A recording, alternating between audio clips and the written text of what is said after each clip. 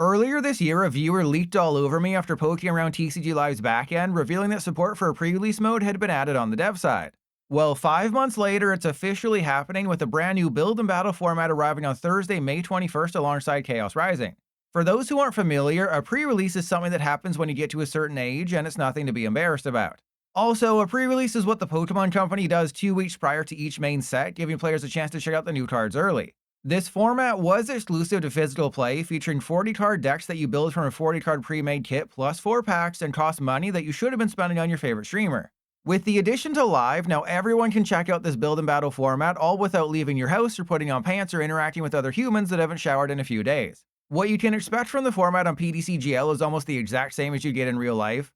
When you start a run, you're given a kit at random, each featuring 1 of 4 different promos. Inside that kit is a pre-made 40-card deck featuring the promo plus 4 packs of the set.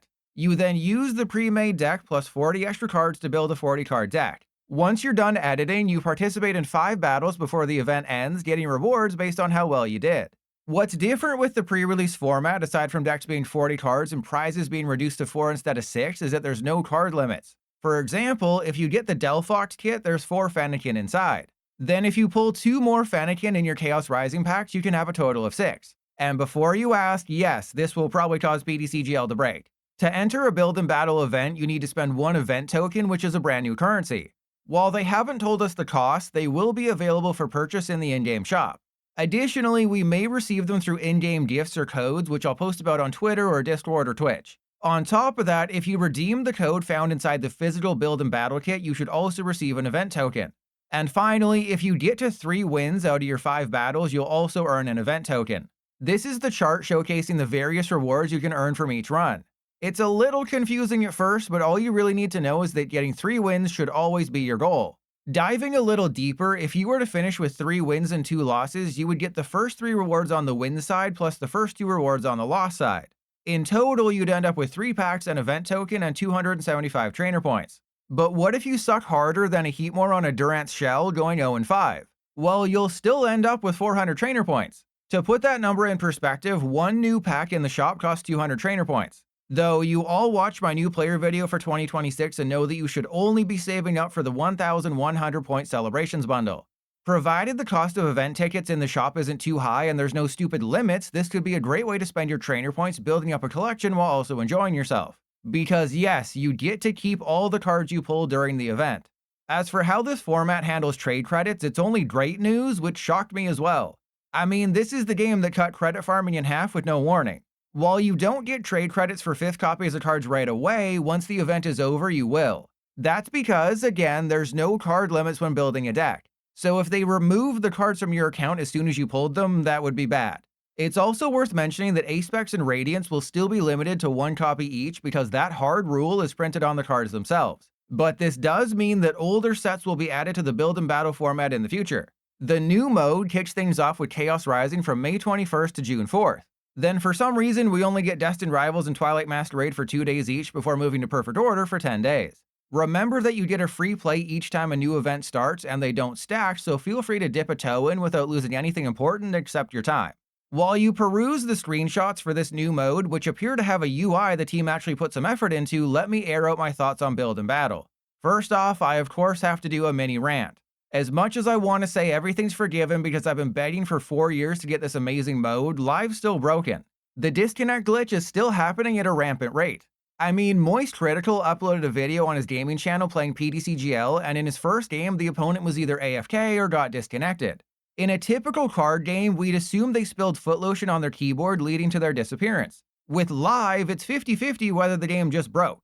Yet instead of addressing issues that prevent us from, playing the game, they add more features to something with an unstable base. I mean, when you're 69 turns deep in Jenga, you don't stack another tower on top of the existing one. But easily the most egregious thing with this edition is that we still don't have True Expanded in Live, despite it being promised 5 years ago. Yes, instead of giving us the content we were told about in the initial announcement for TCG Live, we're getting something never even hinted at on the roadmap. I know more expanded cards are scheduled to be added beginning later this year, but when you consider how many Perfect Order cards were broken at launch, that doesn't fill me with confidence. And worst of all, we still don't have expanded friend battles, which makes no sense, or even a ranked expanded mode. These are two things that already exist for Standard, so how they haven't trickled over to Expanded is mind-boggling. Now that I've fulfilled my PTCGL rant quota for this video, let me talk about the good. A pre-release build and battle format is by far the most fun way to play Pokemon cards. Because of the randomization of each kit and the packs inside, everyone's on a level playing field. They did seem to hint at some sort of ranking system within this mode, but if it's anything like Standard ranked, someone who just started could still face someone on a 30-game win streak. Irregardless, you watching this video right now could queue up against me and immediately clap my cheeks until they're redder than a Charmander's tail. And it could simply be because you pulled a Mega Float and Angi-Float in your packs, and I couldn't do anything against your 400 hit point, well, not monster, but it still does 200 damage. Yeah, if you wanted to, you could make a deck featuring 1 Mega and 39 energy. So not only does this format not have Dragapult in it, boomers like you and me get to experiment with cards we've forgotten about. Because creative deck building is the heart and soul of this format. If the dev gets this right, which is a big if, it could lead to a massive influx of new players who've always wanted to get into the TCG but felt intimidated by the vast card pool. Now, at least for Mega Evolution sets, for better or worse, there's only 90 or so cards you need to focus on. Before I continue, the terms pre-release and build and battle to refer to this new format are interchangeable. While it's unclear if we'll get to play future sets like Pitch Black ahead of launch or if we'll have to wait until launch day, another term you might hear for this mode is drafting. Because of the nature of the Pokemon TCG, which puts an emphasis on evolving, you can't have a traditional drafting experience like you see in Magic. They address this by creating the pre-made kits, ensuring you have evolution lines which you can then build upon with your 4 packs. If they didn't do it this way, a typical drafting experience would be horrible, because you could get a Fennekin and a Braixen, but then just never see a Delphox. To add on to how excited I am for this new game mode, Build and Battle is exactly the type of thing Pokemon TCG Live should have been designed for. When they announced Pokemon TCG Online was getting shut down in favor of a new client, I think we all thought it would be an improvement over the game that first launched in 2011. Yeah, that never happened. It's been a broken mess for most of its 4-year lifespan and is still missing several features PTCGO had. This edition is clearly a step in the right direction and shows they care more about Live than they ever have before. But if you watched my previous rant video, you know their priorities are still messed up. I know I can't prove this, but I can almost guarantee you that the dev pours milk in the bowl first, then cereal like a psychopath. If you want a leg up on the competition ahead of Thursday, check out my Chaos Rising pre-release guide video for lists and best pulls. But all you really need to know is that Special Red Card is insane, and if Delphox gets off to a good start, it's the best. Before I move on, I want to highlight Destined Rivals. This is by far the worst pre-release format in the modern era.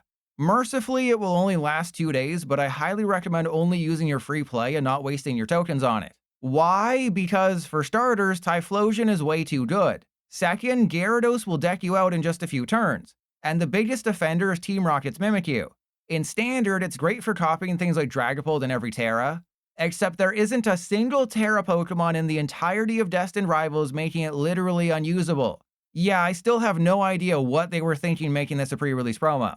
Okay, now that I've talked about the fun stuff with next week's Chaos Rising update, we have to move on to the boring patch notes. As always, the game will be offline for 8 hours on Tuesday, May 19th to apply the patch, which is a good news, bad news situation. On the plus side, PTCGL will no longer break when Slowking tries to copy Annihilate with a boomerang energy attached. That's great because Slowking usage is about to skyrocket thanks to the new Metagross. Additionally, Vivillon will no longer be able to hit Cornerstone Mask Oderpon, which I have no idea how they screwed up. And if you watch me play Tyrantrum, you know that I was never able to discard the fossil from play, which you're absolutely supposed to be able to do. On the negative side, I mean, look at how short the patch notes are. Despite being implemented in February, there's still no mention of adding the ruling where you aren't forced to accelerate at least 1 energy with Mega Lucario's Aura Jab. And while I won't show you footage since it might give you a seizure, we have no idea if they'll remove the constantly flashing yellow light during your opponent's turn. But worst of all, there's no mention of them fixing the disconnect glitch, which has been running Rampardos for months. They do still mention the disconnect glitch in the known issues section of the forums, but knowing something's happening and knowing how to fix it are two very different things. It literally took them years to address the card select glitch, and it's still not even 100% solved. And this is where a lot of my trepidation with Live's future comes from.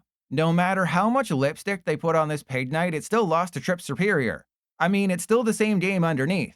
So as much as I want to get excited about Build and Battle, the people implementing it are the same ones who decided banning us from crafting illustration rares for 6 months was a good idea. In other TCG Live news, its 3rd birthday is fast approaching. While the beta began in February 2022, Live didn't officially launch until June 2023, mere days after PTCGO shut down forever. Specifics weren't provided, but they will be offering up codes to redeem in-game, which I'll post everywhere I can. Additionally, there will be daily shop bundles you can purchase with trainer points. If they're anything like the ones they've done in the past, they'll be worth it. Because May 21st isn't going to be busy enough with a new set and a new mode, they're also adding a month-long trainer trial that repeats the 2025 World Championship format. And from June 18th to July 16th, it'll be a mono water type trial. As for the June 2026 ranked ladder, that will run all the way until Pitch Black on July 16th, giving you 55 days to hit rank 2000 in Master League. Or if you're someone like me who will get bullied into playing a terrible deck like Mega Pyroar on stream for several hours, rank 1000 in Master League. I know I just covered a lot to do with the future of TCG Live. To quickly sum everything up, we're getting something on Thursday that I've wanted for years in the build and battle format, giving players of all skill levels a new mode that everyone can enjoy.